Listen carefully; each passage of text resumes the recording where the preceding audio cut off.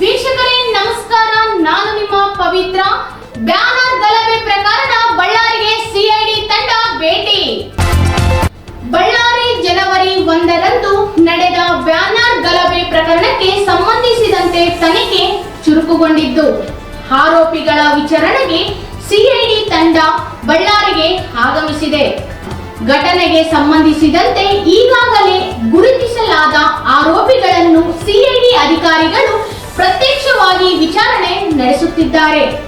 ಗಲಭೆಗೆ ಕಾರಣವಾದ ಹಿನ್ನೆಲೆ, ಸಂಚು ಹಾಗೂ ಭಾಗಿಯಾಗಿರುವ ಇತರರ ಬಗ್ಗೆ ಮಾಹಿತಿಯನ್ನು ಸಂಗ್ರಹಿಸಲಾಗುತ್ತಿದೆ ಎಂದು ಮೂಲಗಳು ತಿಳಿಸಿವೆ.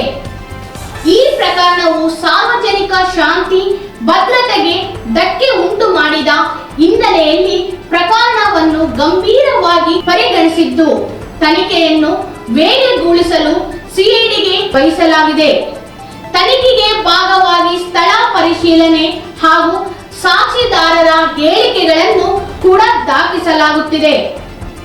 ಈ ನಡುವೆ ಪ್ರಕರಣದಲ್ಲಿ ಇನ್ನೂ ಕೆಲವರು ಹೆಸರುಗಳು ಹೊರಬರುವ ಸಾಧ್ಯತೆ ಇರುವುದರಿಂದ ವಿಚಾರಣೆ ಮುಂದುವರೆದಿದೆ ಎಂದು ತಿಳಿದು ಬಂದಿದೆ.